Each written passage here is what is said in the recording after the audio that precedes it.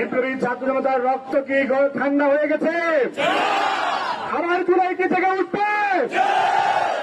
আমরা আজকের এই মিছিল থেকে বলতে চাই, 2000 শহীদের রক্তের বিনিময়ে, 30,000 আহত যোদ্ধার রক্তের বিনিময়ে আজকের যে ইন্টারিম সরকার, সেই সরকারকে আমরা হুঁশিয়ার দিয়ে বলতে চাই, জুবির ছোট্টদের রক্তের জুলাই সনদ ও ঘোষণাপত্র অনতিবিলম্বে ঘোষণা করতে হবে।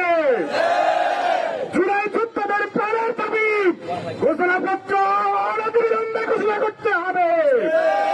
যদি ঘোষণা করা না হয় এবং জুলাই ছোট্টদের রক্তের সাথে গাদ্দারি করা হয়, তবে বলে দিতে চাই, কোন গাদ্দারকে এই জুলাই ছোট্টরা ক্ষমতায় আর থাকতে দিবে না।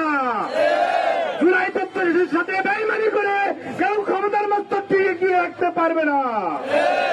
একটি কথাই বলতে চাই, বৈষম্য বিরোধী ছাত্র আন্দোলনের বেড়ে যখন দেশের আপামর ছাত্র জনতা ফ্যাসিবাদের বিরুদ্ধে সংগ্রামে নেমেছিল, তখন ফ্যাসিবাদ একটি গোষ্ঠীকে নিষিদ্ধ করেছিল। সেই গোষ্ঠী হচ্ছে জামাত ও শিবির। ফ্যাসিবাদের বয়ের কারণ ছিল জামাত ও শিবির।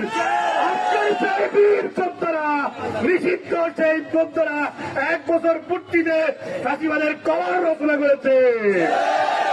আর যদি আগামী দিনে সেই দ্বারাই যদি কোন ফ্যাসিবাদ উত্থান হতে চাই, আবারও আরেকটি কবর রচনা করতে হবে। আমরা প্রস্তুত।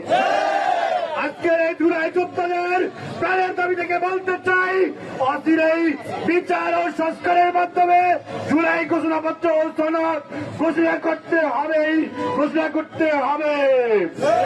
ইনকিলাব জিন্দাবাদ।